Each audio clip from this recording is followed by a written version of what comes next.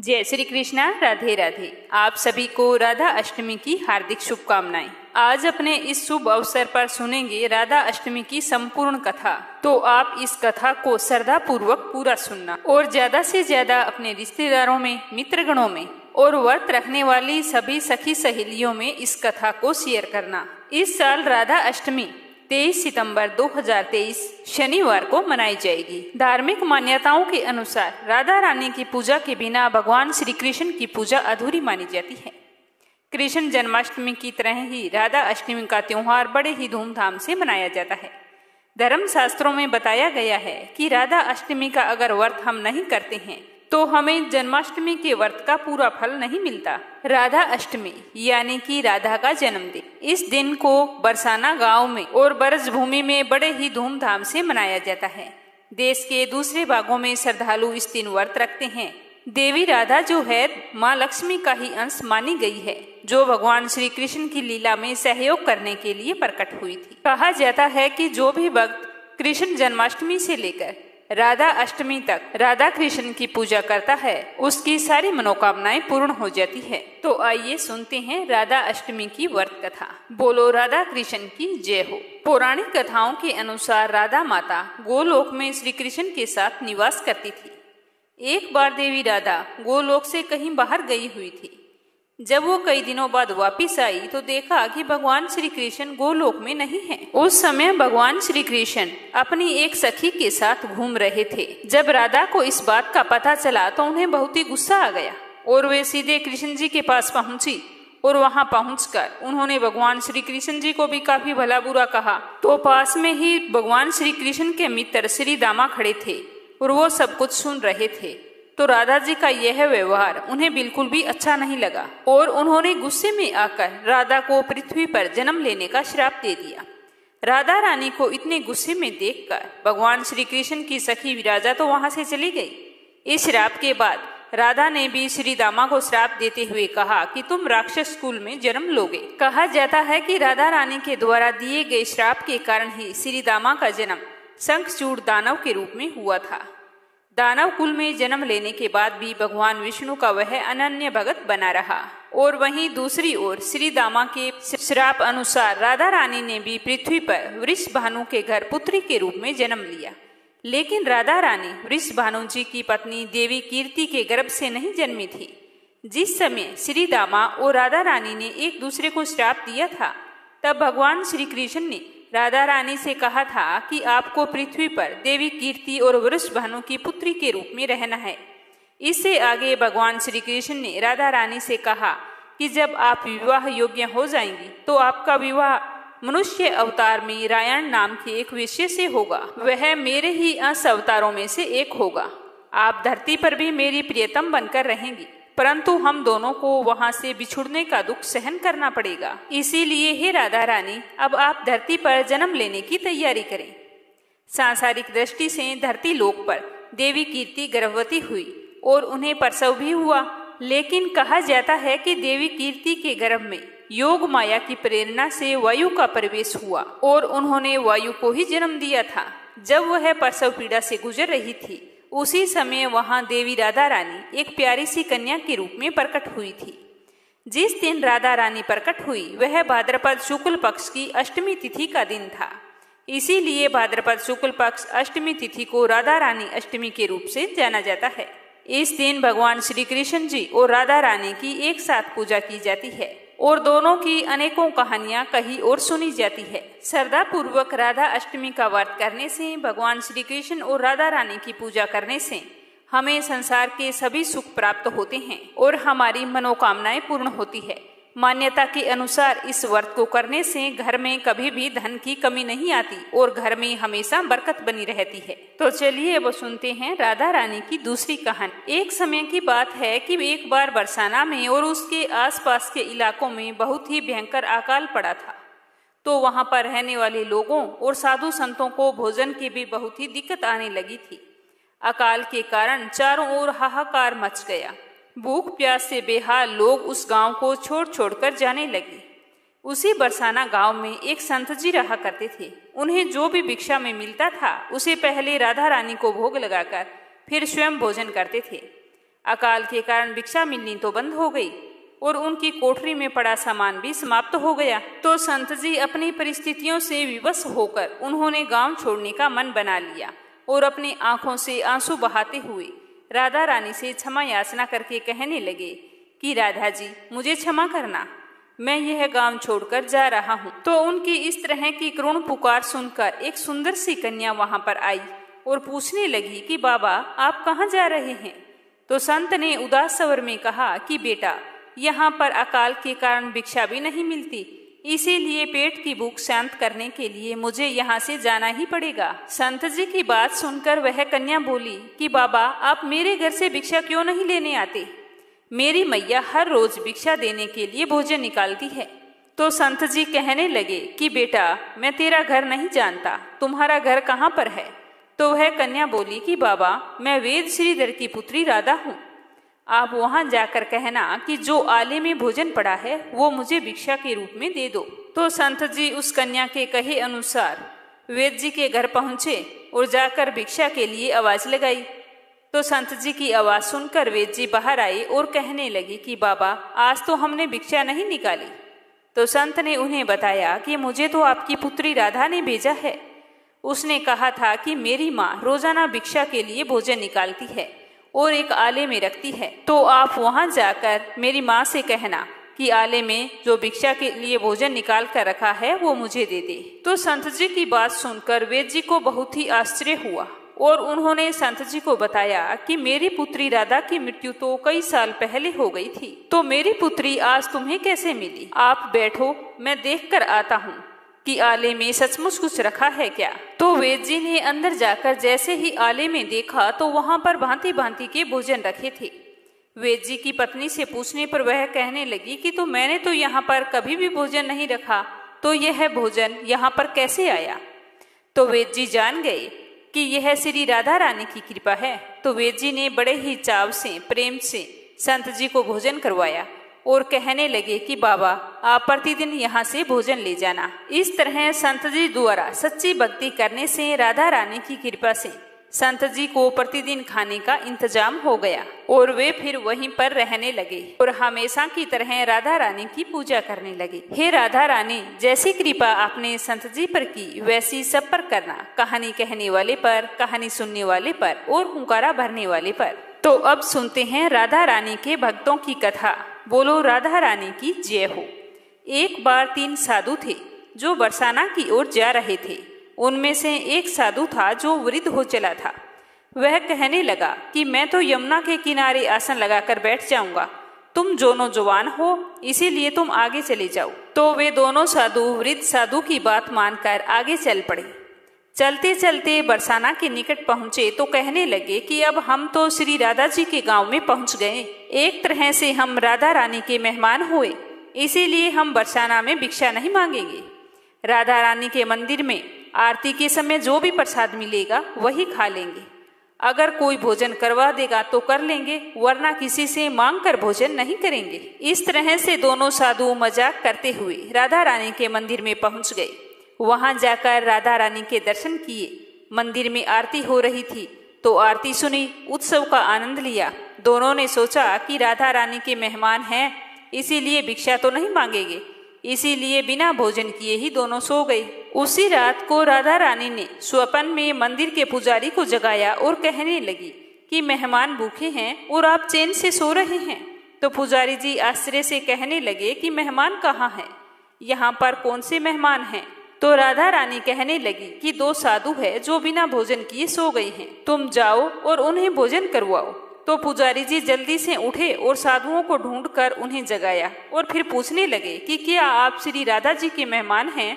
तो वो दोनों मन ही मन सोचने लगे कि इसे कैसे पता चला। इस तरह से दोनों सोच रहे थे कि पुजारी जी कहने लगे कि आप उठकर बैठ जाओ, मैं आपके लिए अभी भोजन का प्रबंध करता हूँ। पुजारी जी मंदिर में उत्सव का भोजन जो बचा हुआ था, लड्डू, खीर, रसगुल्ले और भी जो प्रसाद था, वो जल्दी से दोनों को परोस दिया। तो दोनों साधु साथ में भोजन कर रहे थे और मन ही मन सोच रहे थे कि हमने तो मजाक में कहा था कि हम राधा रानी के मेहमान हैं, राधा रानी ने तो हमें सचमुच मेहमान बना दिया और हम पर कृपा कर दी। भर पेट भोजन करके दोनों साधु राधा रानी का ध्यान करके सो गए। तभी दोनों साधुओं को एक ही समय एक जैसा स्वप्न आया। दोनों के सपने में राधा रानी आई और पूछने लगी कि भोजन करके क्या आपको तृप्ति हुई? तो दोनों साधुओं ने हाँ में हाँ भर दी। तो यह सुनकर राधा रानी मुस्कुराते हुए कहने लगी कि पुजारी जी ने तुम दोनों को भोजन तो करवा दिया, लेकिन पान के बीड़े का प्रसाद देना भूल गए हैं। इस तरह कहकर राधा रानी ने दोनों के सिरहाने पान का बीड़ा रख दिया। जैसे ही दोनों की आंख खुली तो अपने सिरहाने पान का बीड़ा देखकर दोनों बहुत ही आश्चर्यचकित हुए। इस तरह मजाक में कहे हुए शब्द भी राधा रानी ने सही साबित कर दिए और बिना मांगे दोनों को भरपेट भोजन भी करवा दिया। हे राधा रानी, आपकी जय हो। अब अगली कहानी सुनेंगे जब राधा रानी ने सेठ जी को दिए थे दर्शन। एक बार एक सेठ जी किसी काम से बरसाना गए हुए थे। उनका एक नियम था कि वो प्रतिदिन स्वयं भोजन करने से पहले एक संत जी को भोजन करवाते थे। सेठ जी ने भोजन के समय आकर नौकर से बोला कि जाओ किसी संत को ढूंढ कर लाओ। राधा रानी की कृपा से नौकर को भी कोई संत नहीं मिला, क्योंकि उस दिन सभी संत किसी न किसी भंडारे में गए हुए थे। तो नौकर को राधा रानी के मंदिर के बाहर एक पागल व्यक्ति मिला। तो उस पागल व्यक्ति को देखकर नौकर मन ही मन सोचने लगा कि अगर सेठ जी को संत नहीं मिला तो हमें भी भोजन नहीं करवाएंगे। इसीलिए उसने पागल व्यक्ति को बाजार में ले जाकर लाल रंग के कपड़े पहना दिए और गले में माला पहना दी और माथे पर तिलक लगा दिया। फिर कहने लगा कि मैं सेठ को बोल दूंगा कि तुम संत हो, तो सेठ जी तुम्हें भर पेट भोजन करवाएंगे और अच्छी दान दक्षिणा भी देंगे, पर तुम कुछ भी मत बोलना। मैं कह दूंगा कि यह तो मोनी बाबा है। तो इस तरह साधु के कपड़े पहनाकर उस पागल व्यक्ति को नौकर सेठ जी के पास ले गया। सेठ जी ने उसके अच्छे से चरण धोए, गर्मा गर्म भोजन उसके आगे परोस दिया।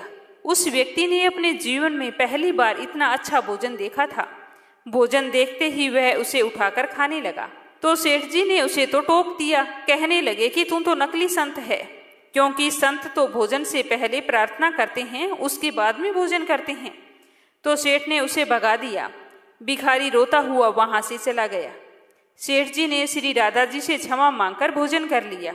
उधर भिखारी भूख के कारण रोता रहा। जब सेठ जी रात को सो गए तो राधा रानी ने दर्शन दिए और कहने लगी कि वैसे तो तू बड़ा दानवीर बना फिरता है, लेकिन तूने उस भूखे भिखारी को भोजन नहीं करवाया। तो सेठ जी कहने लगा कि हे राधा जी, वह संत नहीं था, वह तो एक पाखंडी था। तो सेठ जी की बात सुनकर राधा रानी मुस्कुराते हुए बोली कि मैं तो उसे कई सालों से भोजन करवा रही हूँ, आज तक वह कभी भी भूखा नहीं सोया। मैंने तो ऐसा कभी नहीं सोचा कि वह पाखंडी है। तुम्हें एक समय भोजन क्या करवाना पड़ा, तुम तो उसका संतत्व ढूंढने लगे। मैं तो तुम्हारी परीक्षा ले रही थी, क्या तुम भूखे को भोजन करवाते हो या संत को करवाते हो? अब तुम ही मुझे बताओ कि भोजन भूखे के लिए जरूरी है या संत के लिए जरूरी है। मुझे तो तुम्हारे व्यवहार से यह लग रहा है कि तुम पाखंडी हो, क्योंकि अगर तुम सच्चे होते तो संत ना मिलने पर सिर्फ माफी मांगकर भोजन नहीं कर लेते, बल्कि भूखे ही सो जाते। माफी मांगकर आप भोजन कर सकते हैं, लेकिन संत के वेश में साधारण मनुष्य को भोजन नहीं करवा सकते। तो ये कहाँ का न्याय है? तो राधा रानी की बात सुनकर सेठ जी को अपने किए हुए पर बहुत ही पछतावा हुआ। सुबह हुई तो सेठ जी जल्दी जल्दी उस आदमी को ढूंढने के लिए निकले। तो नौकर ने पूछा कि सेठ जी बताओ कहाँ जा रहे, क्या काम है, मुझे बताओ, मैं कर देता हूँ। तो सेठ जी ने कहा कि आज मेरी आंखें खुल गई है, आज तो मुझे ही जाने दो। आज मुझे पता चल गया है कि सच्ची श्रद्धा और सच्ची भक्ति क्या होती है। इस तरह कहते हुए सेठ जी बाहर निकले तो देखा मंदिर के आगे वो पागल व्यक्ति बैठा है और अभी तक वो रो रहा था। तो सेठ जी ने उसके पास जाकर अपने किए हुए के लिए माफी मांगी और अपने साथ उसे अपने घर ले आए और बड़े ही स्नेह पूर्वक उन्हें भोजन करवाया। सेठ जी ने भोजन करने के बाद में उस पागल व्यक्ति के चेहरे पर जो सुकून देखा वो किसी के चेहरे पर नहीं देखा था। तो इस तरह भोजन करने के बाद में वह व्यक्ति सेठ जी को हजारों दुआएं देता हुआ गया। तो नौकर चुपचाप खड़ा हुआ यह सब कुछ देख रहा था और मन ही मन सोच रहा कि सेठ जी को आज अचानक से क्या हो गया है, इतने कैसे बदल गए हैं। हे राधा रानी, आपकी जय हो। तो अब सुनेंगे भगवान श्री कृष्ण और राधा रानी के अटूट प्रेम की कहानी। एक बार भगवान श्री कृष्ण जी सो रहे होते हैं तो उनकी नींद एकदम से खुल जाती है और वह जय श्री राधे कहने लगती हैं। तो रुक्मिणी जी उस समय उनके पास बैठी थी। वह बड़े आश्चर्य से श्री कृष्ण जी से पूछती है कि प्रभु, प्रेम तो मैं भी आपसे करती हूँ, परंतु आपके मुख पर हमेशा राधा रानी का नाम क्यों रहता है? तो रुक्मिणी की बात सुनकर श्री कृष्ण जी कहते हैं कि रुक्मिणी, क्या तुम कभी राधा रानी से मिली हो? तो वो कहती है नहीं।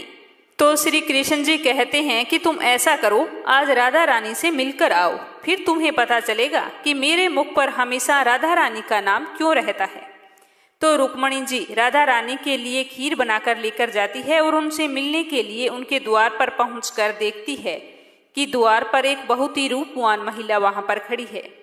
तो वह वहां जाकर उनसे पूछती हैं कि क्या आप राधा रानी हैं? तो वो बोलती है कि नहीं, मैं तो उनकी दासी हूँ। राधा रानी तो आपको 7 द्वार पार करने के बाद में मिलेगी। तो दासी को देखकर रुक्मिणी सोचती है कि राधा रानी की दासी इतनी सुंदर है तो राधा रानी खुद ना जाने कितनी ही सुंदर होगी। यह सोचती हुई रुक्मिणी जी 7 द्वार पार करने के बाद राधा रानी से मिलती है तो देखती है कि राधा के मुख पर सूर्य के समान तेज था। उनका रूप बहुत ही तेजस्वी था। रुक्मिणी जी राधा रानी से कहती है कि मुझे श्री कृष्ण जी ने भेजा है और उनके चरणों में प्रणाम करती है और उन्हें खीर खाने को देती है। तो राधा रानी तो श्री कृष्ण जी का नाम सुनकर जल्दी से खीर का कटोरा पकड़ लेती है और सोचती है कि कान्हा जी ने मेरे लिए ये खीर भेजी है। तो एक ही घूंट में सारी खीर पी जाती है। कुछ देर बातें करने के बाद में रुक्मिणी जी प्रणाम करके वापिस आ जाती है। आकर देखती है कि कृष्ण जी तो सो रहे थे और उनके चरणों में बहुत से छाले पड़े हुए थे। तो रुक्मिणी जी पूछने लगती है कि प्रभु, आप कहाँ गए थे जो आपके पैरों में इतने बड़े बड़े छाले पड़ गए हैं? तो श्री कृष्ण जी पूछते हैं कि रुक्मिणी, तुम राधा के लिए क्या लेकर गई थी? तो रुक्मिणी कहने लगती है कि मैं तो खीर बनाकर लेकर गई थी। तो श्री कृष्ण भगवान कहते हैं कि खीर इतनी गर्म थी कि राधा रानी के मुंह में छाले पड़ गई। उनके हृदय में हमेशा मेरे चरण कमल का ध्यान रहता है, इसीलिए मेरे पैरों में छाले पड़ गई हैं। तो यह देखकर रुक्मिणी जी को सब कुछ समझ में आ गया कि उनके प्रेम में और राधा रानी के प्रेम में क्या अंतर है। तो रुक्मिणी जी श्री कृष्ण जी से माफी मांगती है। तो कृष्ण जी कहते हैं कि माफी मांगनी है तो राधा रानी से मांगो।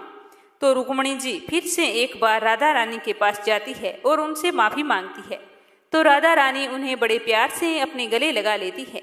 बोलो श्री कृष्ण भगवान की जय हो, बोलो राधा रानी की जय हो। अगली कहानी सुनेंगे राधा रानी और नारद जी की। एक बार नारद मुनि ने पृथ्वी लोक पर राधा रानी के नाम की महिमा सुनी तो सुना कि वह श्री कृष्ण की सबसे बड़ी भक्त है। लेकिन नारद जी को तो लगता था कि वह श्री हरि के सबसे बड़े भक्त स्वयं हैं। तो अपने मन की शंका का निवारण करने के लिए नारद जी श्री कृष्ण जी के पास गए। तो श्री कृष्ण जी तो अंतर्यामी थे, वो समझ गए कि नारद जी के मन में क्या चल रहा है। तो श्री कृष्ण जी ने सोचा कि नारद जी को राधा रानी के प्रेम और भक्ति का अनुभव करवाना ही पड़ेगा। तो जैसे ही नारद जी श्री कृष्ण जी के पास आए तो श्री कृष्ण जी अपना सिर पकड़कर बैठ गए। तो नारद जी ने कृष्ण भगवान से पूछा कि प्रभु, आपको क्या हुआ?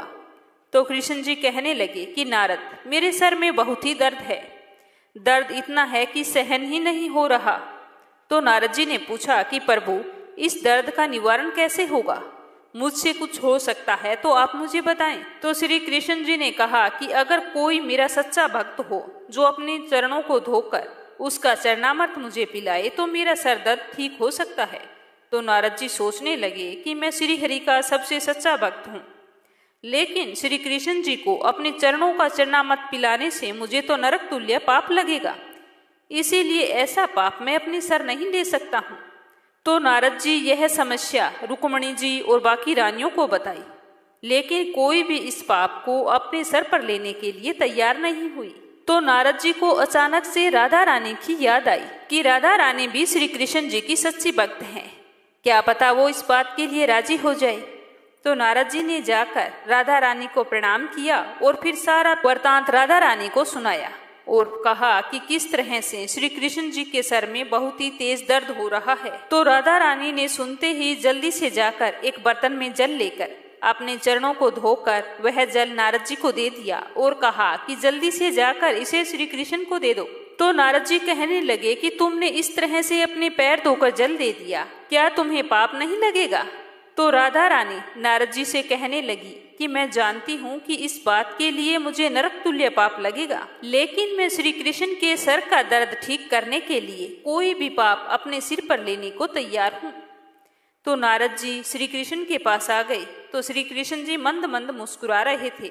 तो नारद जी भी समझ गए कि राधा रानी श्री कृष्ण से निश्चल प्रेम करती है और वही उनकी सबसे बड़ी भक्त है, और श्री कृष्ण ने यह सारी लीला मुझे यह एहसास कराने के लिए रची है। तो वो झूम झूम कर कहने लगे, जय श्री कृष्णा, राधे राधे। आज तो राधा रानी के जन्म दिवस पर मन इतना खुश है कि जैसे राधा कृष्ण की कहानियां सुनते ही जाएं। तो चलिए ऐसे ही एक सुंदर कथा और सुनते हैं। जब श्री राधा रानी बेटी बनकर सेठ जी के घर चूड़ी पहनने के लिए आई। बोलो राधा रानी की जय हो। यह कहानी बरसाना की है, जहाँ राज राजेश्वरी श्री राधा रानी जी का जन्म हुआ था। बरसाना में श्री राधा जी का एक मंदिर भी है, जिसके पास एक सेठ जी रहा करते थे। वो सेठ जी बहुत ही संपन्न थे। उनके पास सब कुछ था, आलीशान दुकान, भव्य भवन, 3 बेटे 3 बहुएं। सेठ जी हर तरह से सुखी और संपन्न थे, लेकिन फिर भी उनके मन में एक बड़ा ही दुख था। उन्हें हमेशा यह लगता था कि काश मेरे भी एक पुत्री होती, तो मैं मेरे मन की सारी बात अपनी पुत्री को बताता और पुत्री को खूब दुलार भी करता। बड़ी होने पर उसकी शादी करता, फिर ससुराल से लाने के लिए जाता, क्योंकि कुछ समय पहले सेठ जी की पत्नी का देहांत हो गया था। इसीलिए सेठ जी खुद को बहुत ही अकेला महसूस करते थे। सेठ जी हमेशा अपने घर के पास राधा रानी के मंदिर में दर्शन करने के लिए जाया करते थे। एक दिन जब सेठ जी राधा रानी के दर्शन करने के लिए गए थे, तो उस दिन मंदिर में एक संत आए हुए थे। तो सेठ जी को इस तरह उदास देखकर पूछा कि बेटा तुम इतने उदास क्यों हो। तो सेठ जी कहने लगे कि संत जी, वैसे तो मुझे कोई कमी नहीं है, लेकिन मेरे कोई बेटी नहीं है, इसीलिए मैं उदास रहता हूँ। तो सेठ जी की बात सुनकर संत मुस्कुराए और बोले कि यदि जीवन में किसी का अभाव है तो उस जगह भगवान को बिठा लेना चाहिए। तो सेठ जी बोले, महाराज मेरे तो कोई बेटी नहीं है, मुझे क्या करना चाहिए। तो संत जी बोले कि अरे सेठ, तुम्हें बरसाने का वास मिला है, तो तुम बरसाने की बेटी श्री राधा जी को अपनी बेटी क्यों नहीं मान लेते। तो संत जी की यह बात सेठ जी को बहुत ही पसंद आई। उसी दिन सेठ जी ने श्री राधा रानी का बहुत बड़ा चित्र मंगवाया और अपने कमरे में लगा लिया। अब तो सेठ जी का जीवन ही बदल गया। वे उठते बैठते सोते जागते श्री राधा जी को अपनी बेटी मानकर उनसे खूब बातें करते। इस तरह अपनी पुत्री को हर बात बताने में उन्हें बहुत ही आनंद आता और वो हर समय खुश रहने लगे। सेठ जी तो राधा रानी में ऐसे रम गए, जब भी वो दुकान जाते तो श्री राधा रानी को भोग लगाकर प्रसाद पाकर ही जाते। शाम को लौटते तो राधा जी को प्रणाम करते, उनसे बातें करते, भोग लगाते, फिर प्रसाद ग्रहण करते और हर समय श्री राधे राधे कीर्तन किया करते थे। हर समय प्रसन्नचित रहा करते थे। जब भी कोई सेठ जी से उनका परिचय पूछता तो सेठ जी कहते, 3 बहू बेटे हैं घर में, सुख सुविधा है पूरी, संपत्ति भरी भवन में रहती, नहीं कोई मजबूरी, कृष्ण कृपा से जीवन पथ में ना कोई आती बाधा, मैं बड़भागी पिता हूँ, मेरी बेटी है श्री राधा। ऐसा कहते हुए नाचने झूमने लग जाते। ऐसा करते करते एक दिन सेठ जी के घर में चूड़ी पहनाने वाली मनिहारिन आई। तो तीनों बहुओं ने बारी बारी से जाकर मनिहारिन से चूड़ियां पहन ली। तो श्री राधा जी को लगा कि आज हमारे पिता के घर में चूड़ी पहनाने वाली आई है, तो मैं भी जाकर चूड़ियां पहन लेती हूँ। जैसे ही तीनों बहुएं चूड़ी पहनकर अंदर आ गई तो श्री राधा जी वहां पर प्रकट हुई। तो मनिहारिन ने जैसे ही राधा जी का स्वरूप देखा तो उन्हें देखती ही रह गई। तो राधा जी बोली कि देख क्या रही हो, मुझे भी चूड़ी पहनाओ। तो मनिहारिन ने समझा कि इनके घर में कोई मेहमान आया होगा। तो यह सोचकर मनिहारिन ने राधा जी को भी चूड़ियां पहना दी। श्री राधा जी चूड़ियां पहनकर एक ओट में जाकर अंतर ध्यान हो गई। सभी को चूड़ियां पहनाकर मनिहारिन हमेशा की तरह चूड़ियों का पैसा लेने के लिए सेठ जी की दुकान पर चली गई। मनिहारिन को देखते ही सेठ जी बोले कि घर पर चूड़ियां पहनाकर आई हो, तो ये लो तुम्हारे पैसे। तो सेठ जी ने हमेशा जितने पैसे देते थे उतने ही पैसे उसे दे दिए। तो वह बोली कि सेठ जी, इस बार मैं ज़्यादा पैसे लूँगी। आपके घर में 3 जनों को नहीं बल्कि 4 को चूड़ियाँ पहनाई है मैंने आज। तो सेठ जी बोले कि हमारे घर में 3 बहुओं के अलावा चौथा कोई नहीं है। तो मनिहारिन बोली कि सेठ जी ये तो मैं नहीं जानती, लेकिन मैं तो 4 जनों को चूड़ियां पहना कर आई हूँ। तो सेठ जी बोले कि चलो बाकी के पैसे घर में पता करके बाद में दूंगा। तो मनिहारिन बोली कि ऐसी तो कोई बात नहीं सेठ जी, आप पहले घर पर पता कर लीजिए, उसके बाद में दे देना। यह कहकर वो वहां से चली गई। जब शाम को सेठ जी घर पहुंचे तो घर में मनिहारिन के बारे में पूछा तो बहुओं ने कहा कि हम तीनों ने ही चूड़ियां पहनी थी। सेठ जी बोले कि मैं भी कहूं कि चौथा तो कोई नहीं है जो हमारे घर में चूड़ियां पहने। इस प्रकार सेठ जी यह बात तो भूल गई और अपने नित्य कर्मों में लग गई। सेठ जी राधा राधा बोलते बोलते श्री राधा जी को भोग लगाकर और फिर स्वयं भोजन करके सो गए। सेठ जी को नींद आ गई तो सपने में श्री राधा जी प्रकट हुई। राधा जी बहुत ही उदास थी, उनकी आंखों में आंसू थे। तो सेठ जी ने पूछा कि बेटी उदास क्यों हो? तो श्री राधा जी बोली कि आज मेरा मन बहुत ही दुखी है। मैंने आज अपने पिता का घर समझकर यहाँ पर मनिहारिन से चूड़ियां पहनी थी, परंतु पिताजी आपने तो मेरी चूड़ियों का मोल उसे चुकाया ही नहीं। पिताजी आप तो कहते हैं कि मुझे आपने बेटी बनाया है, परंतु आपको मेरी याद नहीं आई, आपने मुझे भुला दिया, इसी से मैं बहुत ही दुखी हूँ। यह सुनकर सेठ जी सपने में रोते हुए बोले कि बेटी मुझे क्षमा कर दो, मुझसे बहुत ही बड़ी भूल हो गई है। तो सेठ जी नींद से तुरंत उठ बैठे, उनकी आंखों में आंसू आ रहे थे। तो सेठ जी ने तुरंत तिजोरी से पैसे निकाले और मनिहारिन के घर की तरफ चल दिए। और जैसे ही सेठ जी ने उसके घर पर जाकर दरवाजा खटखटाया तो मनिहारिन ने दरवाजा खोला और कहा कि सेठ जी आप इतनी रात को क्या बात हो गई, इस वक्त आपका आना कैसे हुआ और आपकी आंखों में आंसू कैसे हैं, सब कुछ ठीक तो है? तो सेठ जी बोले कि तुम जैसा बड़भागी कोई नहीं है। मनिहारिन बोली कि सेठ जी क्या हुआ, कुछ तो बताओ। तो सेठ जी बोले कि मैंने राधा जी को अपनी बेटी बनाया है, परंतु मैंने कभी अपनी आंखों से उसे नहीं देखा, लेकिन तुमने आज उन्हीं राधा जी को अपने हाथों से चूड़ियां पहनाई है। आज तुम्हारे जितना भाग्यशाली इस धरती पर कोई नहीं है। मैं तुम्हें अपनी पुत्री की पहनी हुई चूड़ियों का मूल्य चुकाने आया हूँ। यह कहकर सेठ जी ने रुपयों से भरी हुई थैली मनिहारी के सामने रख दी और कहा कि इसमें से जो भी लेना हो वो ले लो। तो मनिहारिन ने जैसे ही सुना कि स्वयं राधा जी उसे चूड़ियां पहनने के लिए आई थी तो उसकी आंखों से भी आंसू की धारा बह चली। मनिहारिन बोली कि सेठ जी मैं राधा रानी की चूड़ियों के पैसे आपसे कैसे ले सकती हूँ? राधा रानी तो इस बरसाने की बिटिया है और मैं बिटिया की चूड़ियों के पैसे आपसे नहीं लूंगी। परंतु सेठ जी नहीं माने।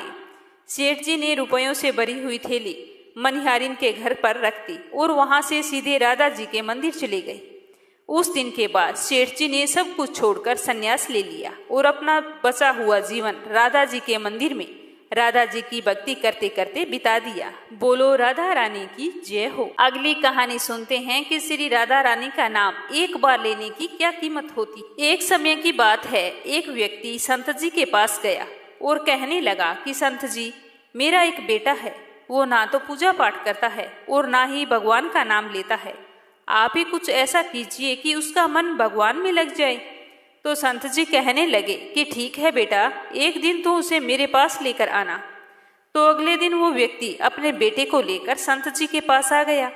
अब संत जी उसके बेटे से कहते बेटा बोल राधे राधे। तो बेटा कहता मैं क्यों बोलूं?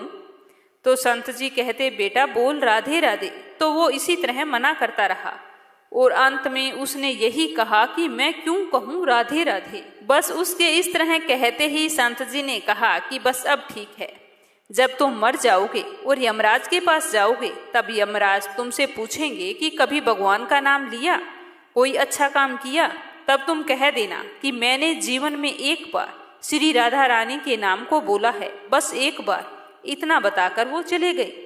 समय बीतता गया, सारी उम्र गुजार वो एक दिन चल बसा तो यमराज के पास पहुंचा। यमराज ने उसे पूछा कि कभी कोई अच्छा काम किया? तो उसने कहा हाँ महाराज, मैंने जीवन में एक बार श्री राधा रानी के नाम को बोला है, आप उसकी महिमा बताइए। तो यमराज सोचने लगा कि एक बार नाम की महिमा क्या होगी, इसका तो मुझे भी पता नहीं है। तो यमराज बोले कि चलो इंद्र के पास चलते हैं, वही बताएंगे।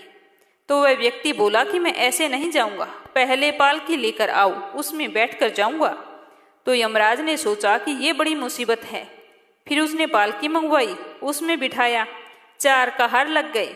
वो बोला, यमराज जी, सबसे आगे वाले कहार को हटाकर उसकी जगह आप लग जाइए, तभी मैं चलूंगा। तो यमराज जी ने उसके कहे अनुसार ऐसा ही किया। फिर सब मिलकर इंद्र के पास पहुंचे और वहां जाकर बोले कि एक बार श्री राधा रानी के नाम को लेने की महिमा क्या है। तो इंद्र बोले कि महिमा तो बहुत है, पर क्या है ये तो मुझे भी नहीं मालूम। चलो ब्रह्मा जी के पास चलते हैं, वही बताएंगे। तो वह व्यक्ति बोला कि इंद्र जी, ऐसा है कि दूसरे कहार को हटाकर आप भी यमराज जी की तरह मेरी पालकी को उठाइए। तो अब तो एक और यमराज की पालकी उठा रहे थे और दूसरी तरफ इंद्र लगे हुए थे और सारे मिलकर पहुंच गए ब्रह्मा जी के पास। तो उन्हें देखकर ब्रह्मा जी ने सोचा कि ऐसा कौन सा प्राणी ब्रह्मलोक में आ रहा है जो स्वयं इंद्र और यमराज पालकी उठाकर ला रहे हैं। तो जैसे ही वो ब्रह्मा जी के पास पहुंचे तो सभी ने पूछा और ब्रह्मा जी को प्रणाम करके बोले कि ब्रह्मा जी, एक बार श्री राधा रानी का नाम लेने की महिमा क्या है, हमें बताइए। तो ब्रह्मा जी बोले कि महिमा तो बहुत है, पर क्या है ये मुझे भी नहीं पता। हाँ, भगवान शिव को जरूर पता है, चलो वहां चलते हैं। तो वह व्यक्ति बोला कि तीसरे कहार को हटाइए और ब्रह्मा जी उसकी जगह आप लग जाइए। अब ब्रह्मा जी करते भी तो क्या करते, राधा रानी के नाम की महिमा जो जाननी थी। अब पालकी के एक ओर यमराज, दूसरी तरफ इंद्र और पीछे ब्रह्मा जी, सारे के सारे मिलकर भगवान शिव के पास पहुंच गए और पहुंचकर शिव जी को प्रणाम किया। तो शिव जी ने इस तरह उनको देखकर पूछा कि इस तरह आज आपका आना कैसे हुआ। तो वो बोले कि प्रभु, राधा रानी के नाम की महिमा क्या है, केवल एक बार नाम लेने की महिमा कृपा करके हमें बताइए। तो भगवान शिव बोले कि मुझे भी नहीं पता, हाँ महिमा बहुत है, लेकिन इस बात का पता भगवान विष्णु को है। तो चलो विष्णु जी के पास चलते हैं, मैं भी आपके साथ चलता हूँ। तो वह व्यक्ति बोला कि ऐसे नहीं, अब ऐसा कीजिए, चौथे कहार को हटाइए और वहां पर आप लग जाइए। इस प्रकार ब्रह्मा, शिव जी, इंद्र, यमराज चारों उस व्यक्ति को पालकी को उठाने में लग गए और उठाकर विष्णु लोक को पहुंच गए। तो जैसे ही विष्णु लोक में पहुंचे तो विष्णु भगवान देख रहे थे कि आज ऐसा क्या हो गया जो चारों को चारों एक व्यक्ति को पालकी में उठाकर लेके आ रहे हैं। तो वहां पहुंचते ही विष्णु जी ने पूछा कि आपका आना कैसे हुआ।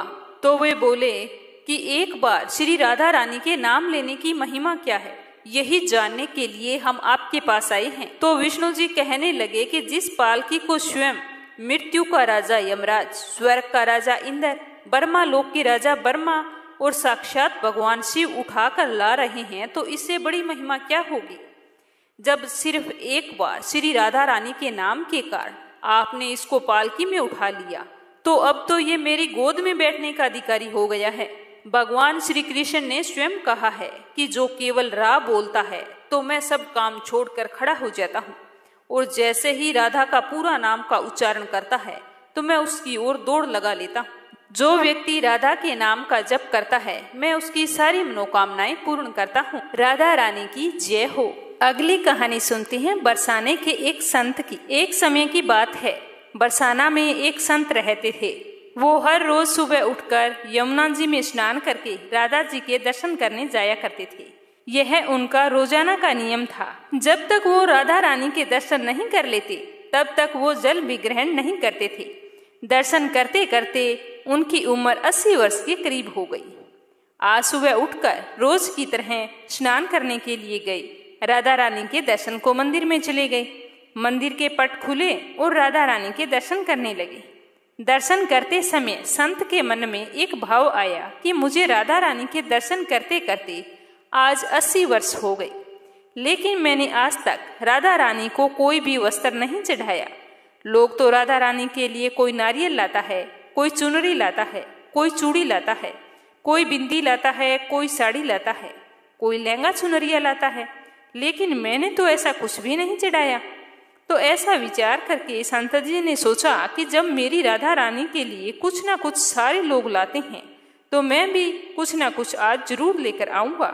लेकिन क्या लाऊं? कुछ ऐसा लाऊं कि जिससे मेरी राधा रानी खुश हो जाए। तो यह सोचकर संत जी अपनी कुटिया में आ गए। सारी रात सोचते सोचते सुबह हो गई।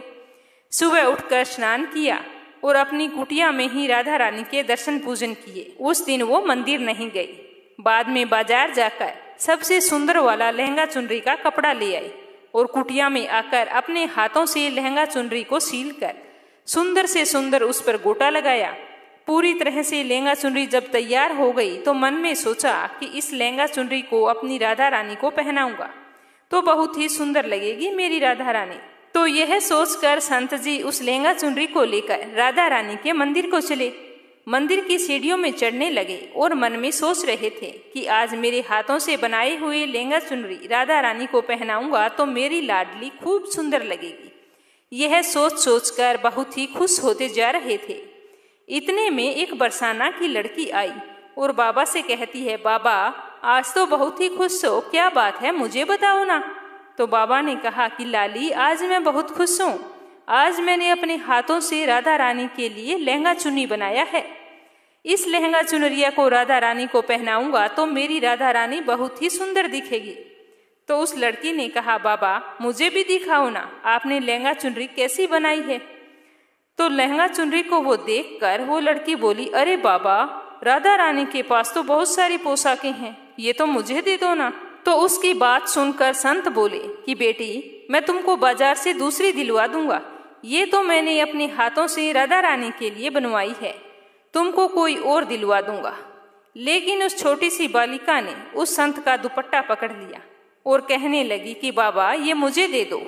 पर संत भी जिद करने लगे कि तुम्हें दूसरी दिलवाऊंगा पर ये नहीं दूंगा। लेकिन वो बच्ची इतनी तेज थी कि संत के हाथों से लहंगा चुनरी छुड़ाकर भाग गई। यह देखकर बाबा को बहुत ही दुख हुआ और सोचा कि मैंने आज तक राधा रानी को कुछ नहीं चढ़ाया, लेकिन जब आज मैं लेकर आया हूँ तो वो लाली लेकर भाग गई, मेरा तो जीवन ही बेकार है, अब मैं क्या करूँगा। यह सोचकर संत जी उसी सीढ़ियों में बैठे बैठे रोने लगे। इतने में दूसरे कुछ संत वहां पर आए और बोले कि क्या बात है बाबा, आप इस तरह रो क्यों रहे हो। तो बाबा ने उन संतों को पूरी बात बताई। तो संतों ने बाबा को समझाया और कहा कि आप दुखी मत होइए, कल दूसरा लहंगा चुनरी लेकर राधा रानी को पहना देना, चलो अब राधा रानी के दर्शन कर लेते हैं। तो इस तरह समझा बुझाकर दूसरे संतों ने बाबा को राधा रानी के दर्शन करने के लिए मंदिर में लेकर चले गए। रोना तो बंद हुआ लेकिन मन बिल्कुल खराब था, क्योंकि मनोकामना पूरी नहीं हुई। तो अनमने मन से राधा रानी का दर्शन करने जा रहे थे संत और मन ही मन में ये सोच भी रहे थे कि मुझे लगता है कि किशोरी जी की इच्छा नहीं थी, शायद राधा रानी मेरे हाथों से बनी पोशाक पहनना ही नहीं चाहती। ऐसा सोचकर बड़े ही दुखी होकर जा रहे थे। मंदिर आकर राधा रानी के पट खुलने का इंतजार करने लगे और वहां पर बैठ गए। थोड़ी देर बाद में मंदिर के पट खुले तो संतों ने कहा कि बाबा आज तो राधा रानी बहुत ही सुंदर दिखाई दे रही है। तो संतों की बात सुनकर जैसे ही बाबा ने अपना सिर उठाया तो देखा जो लहंगा चुनरी बाबा ने अपने हाथों से बनाई थी आज तो राधा रानी ने वही पहन रखा है।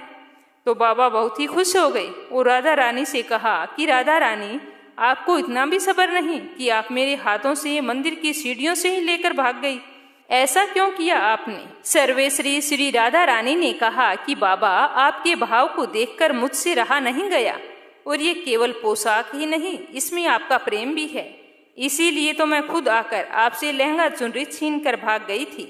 तो इतना सुनकर बाबा तो भाव विभोर हो गए और राधा रानी का गुणगान करने लगे और मन ही मन उस लड़की लाली का भी धन्यवाद करने लगे। प्रेम से बोलो राधे राधे। अगली कहानी सुनेंगे राधा रानी और दुर्वासा ऋषि की। एक समय की बात है, ऋषि दुर्वासा जी बरसाने गए हुए थे। उस समय श्री राधा जी अपनी सहेलियों के साथ खेल रही थी।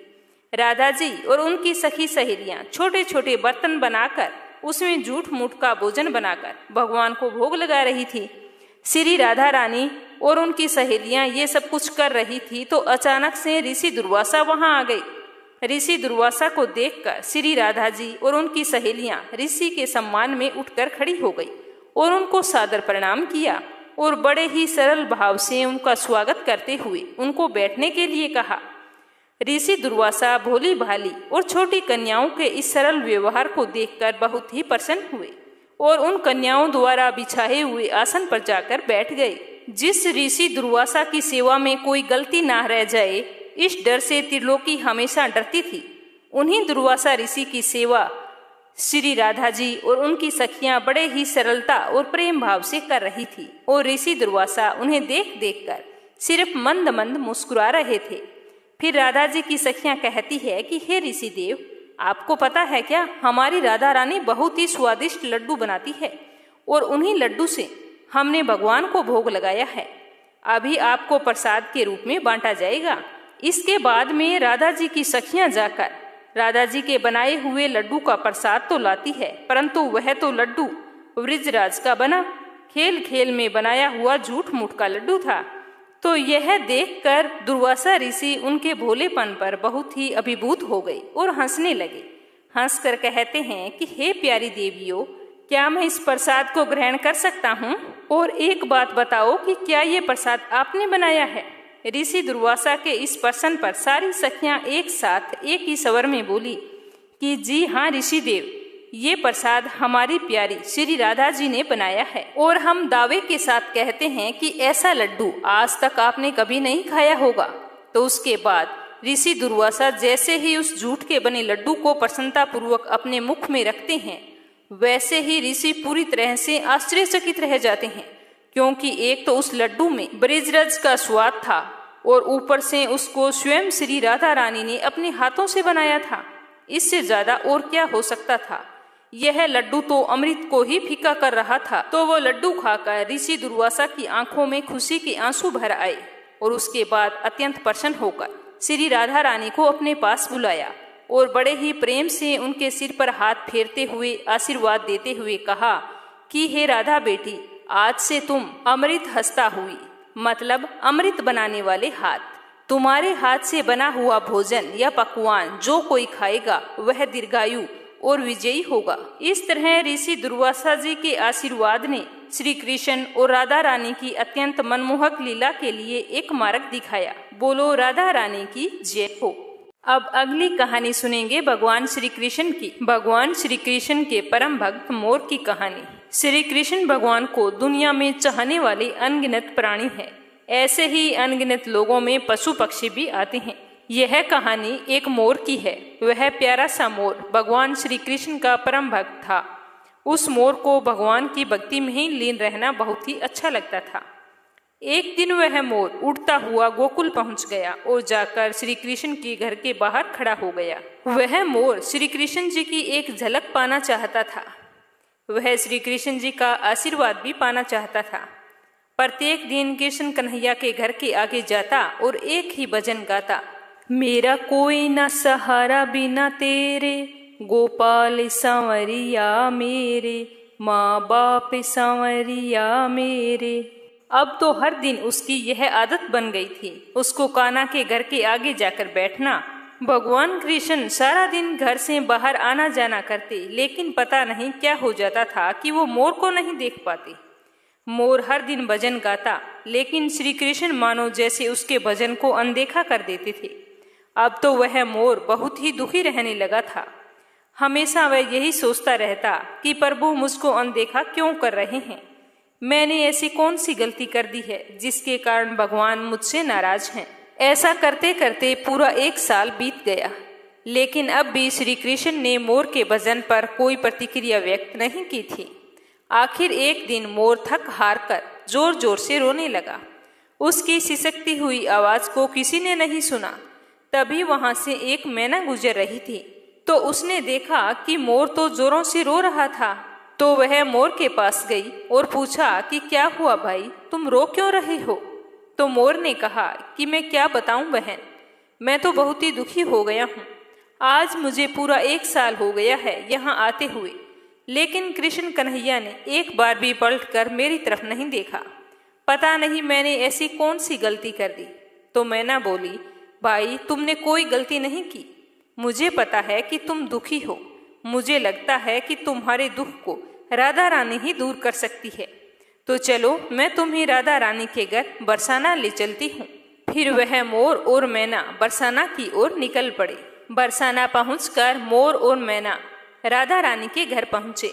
मोर ने बरसाना में आकर भी कृष्ण जी के लिए भजन गाया, जबकि मैना ने राधा जी के लिए श्री राधे राधे राधे राधे बरसाने वाली राधे राधे यह भजन गाया। जैसे ही राधा जी ने कृष्ण जी का भजन सुना तो वह भागी हुई बाहर चली आई और राधा जी ने मोर को अपने हाथों में उठा लिया।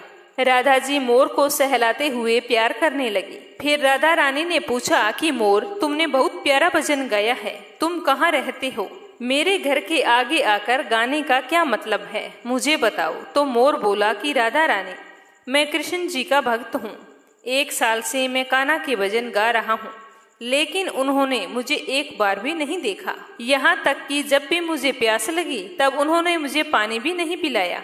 ऐसा कहते हुए मोर फिर से जोरों से रोने लगा। तो राधा रानी ने कहा कि प्यारे मोर, तुम रो मत। अगर तुम्हें श्री कृष्ण का आशीर्वाद चाहिए तो तुम ऐसा करो कि तुम श्री कृष्ण के भजन की जगह राधा रानी का भजन गाकर देखो।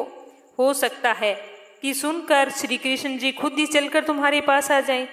मोर और मैना ने राधा रानी की बात को एकदम सही माना और फिर से दोबारा गोकुल की ओर उड़ चले। तो गोकुल पहुंचते ही मोर ने फिर से श्री कृष्ण जी के घर की ओर रुख किया, लेकिन इस बार कृष्ण जी का भजन गाने की जगह मोर ने राधा रानी का भजन गाया, श्री राधे राधे बरसाने वाली राधे राधे। जैसे ही राधा रानी के नाम का भजन श्री कृष्ण के कानों में पड़ा तो श्री कृष्ण भगवान बाहर की ओर दौड़े चले आए और बाहर आते ही उन्होंने मोर को अपने हाथ में उठाया और प्यार से पूछा, प्यारे मोर, तुम कहाँ से आए हो? क्या तुम बरसाना गांव से आए हो जो राधा रानी का इतना प्यारा भजन गा रहे हो? तो मोर ने कहा कि हे भगवान, मैं तो गोकुल गांव से ही हूँ। पिछले 1 साल से आपके यहाँ आ रहा हूँ और मैं पिछले 1 साल से आपके यहाँ आपके नाम का भजन भी गा रहा हूँ, लेकिन आपने मेरी तरफ एक बार देखा तक नहीं। ये तो छोड़ो, आपने मुझे कभी पानी भी नहीं पिलाया। तो श्री कृष्ण भगवान ने कहा कि प्रिय मोर, तुम्हारी बात एकदम सही है। मैंने तुम्हें पानी तक का भी नहीं पूछा और इसके लिए मैं पाप का भागीदार हूँ, लेकिन तुम पुण्य आत्मा हो। तुमने सबसे बड़ा पुण्य का काम यह किया है कि तुमने राधा रानी का नाम लिया है। इसी पुण्य काम के लिए आज से हमेशा के लिए तुम मेरे दिल में बस गए हो। आज से तुम्हारा स्थान मेरे सिर पर होगा। यह कहकर कृष्ण कन्हैया ने मोर का गिरा हुआ एक पंख उठाया और उसे अपने मुकुट पर सजा लिया। बस उसी दिन से लेकर आज तक कृष्ण कन्हैया के माथे पर सदैव मोर पंख विराजमान रहता है और सभी मोर पंख को बहुत ही पवित्र मानते हैं। अब सुनते हैं राधा रानी की एक अंतिम कहानी। इस कहानी के बिना तो सारी पूजा पाठ अधूरी रहती है। एक समय की बात है जब राधा जी को यह पता चला कि कृष्ण जी पूरे गोकुल में माखन चोर कहलाते हैं, तो यह बात उन्हें बहुत ही बुरी लगी। तो उन्होंने कृष्ण कन्हैया से कहा कि चोरी करना छोड़ दे। पर कृष्ण जी तो अपनी माँ की नहीं सुनते थे, तो अपनी प्रियतमा की कहाँ से सुनेंगे। उन्होंने माखन चोरी की लीला को जारी रखा। तो एक दिन राधा कृष्ण जी को सबक सिखाने के लिए उनसे रूठ गई। अनेकों दिन बीत गए पर वो कृष्ण जी से मिलने के लिए नहीं आई। जब भी कृष्ण कन्हैया उन्हें मनाने के लिए गए तो उन्होंने बात करने से इनकार कर दिया। तो अपनी राधा को मनाने के लिए इस लीलाधर को एक लीला सूझी। ब्रिज में लीला गोदने वाली स्त्री को लाली हरण कहा जाता है। तो बस कृष्ण जी ने घूंघट ओढ़कर एक लाली हरण का वेश बनाकर बरसाने की गलियों में पुकार करते हुए घूमने लगे, जोर जोर से बोलने लगे। जब वो बरसाने राधा रानी की ऊंची अटरिया के नीचे आए तो आवाज देने लगे। कुछ इस तरह से कहने लगे कि मैं दूर गांव से आई हूँ, देख तुम्हारी ऊंची अटारी, दीदार की मैं प्यासी, दर्शन दो वर्ष भानु दुलारी। हाथ जोड़ विनती करूं, अर्ज मान लो हमारी, आपकी गलिन गुहार करूं, लीला गुधवा लो प्यारी। जब राधा रानी ने यह आवाज सुनी तो तुरंत विशाखा सखी को भेजा और उस ललिहारण को बुलाने के लिए कहा। तो राधा रानी के कहे अनुसार विशाखा ललिहारण को बुला लाई। घूंघट में अपना मुंह छिपाते हुए कृष्ण जी राधा के सामने ललिहारिन के वेश में पहुंचे और उनका हाथ पकड़कर बोले कि कहो सुकुमारी, तुम्हारे हाथ पर किसका नाम लिखूं? तो राधा जी ने उत्तर दिया कि केवल हाथ पर ही नहीं, मुझे तो पूरे शरीर पर लीलिया गुदवाना है। तो कृष्ण कन्हैया बोले कि क्या लिखवाना है बताओ। तो राधा रानी कहने लगी कि माथे पे मनमोहन लिखो, पलकों पे पीताम्बर धारी, नासिका पे नटवर लिख दो, कपोलों पे कृष्ण मुरारी, अधरों पे अच्युत लिख दो, गर्दन पे गोवर्धन धारी, कानों में केशव लिख दो, भरकुटी पे 4 भुजाधारी, गुद्दाओं पे ग्वाल लिख दो, नाभि पे नाथ नथैया, बाहों पे लिख दो बनवारी, हथेली पे दाऊजी के भैया, नखों पे नारायण लिख दो, पैरों पे जगपालन हारी, चरणों में चिच्चोर लिख दो, मन में मोर मुकुटधारी, नैनों में तू गोद दे रे, नंद नंदन की सूरत प्यारी, रोम रोम पे लिख दे मेरे रसिया रास बिहारी। जब यह कृष्ण कन्हैया ने सुना राधा अपने रोम रोम पर मेरा नाम लिखवाना चाहती है, तो वो तो खुशी से बोरा गए और उन्हें अपनी सुध भी नहीं रही। वो भूल गए कि वो एक ललिहारिन के वेश में बरसाने के महल में राधा के सामने बैठे हैं। वो तो खड़े होकर जोर जोर से नाचने लगे। उसे इस तरह नाचता हुआ देखकर राधा जी सोचने लगी कि आज ललिहारिन को क्या हो गया है। और तभी अचानक से उसका घूंघट गिर गया और ललिता सखी को उनकी सांवरी सूरत का दर्शन हो गया और वो जोर से बोली कि अरे ये तो कृष्ण है। तो राधा रानी ने जैसे ही कृष्ण कन्हैया को देखा तो अपने प्रेम के इजहार पर राधा जी बहुत ही लज्जित हो गई और अब उनके पास कन्हैया को क्षमा करने के अलावा कोई भी रास्ता नहीं था। और कृष्ण जी भी राधा का अपने प्रति अपार प्रेम जानकर गदगद और भाव विभोर हो गए। बोलो राधा रानी की जय हो, बोलो कृष्ण कन्हैया की जय हो। तो ये थी राधा रानी की पावन कथाएं। कथा समाप्त होते ही कमेंट बॉक्स में जय श्री कृष्णा राधे राधे अवश्य लिखना। और अगर आपने मीरा भक्ति चैनल को सब्सक्राइब नहीं किया है तो जरूर करना। राधा रानी और कृष्ण कन्हैया आपकी सारी मनोकामनाएं पूरी करे। जय श्री कृष्णा राधे राधे।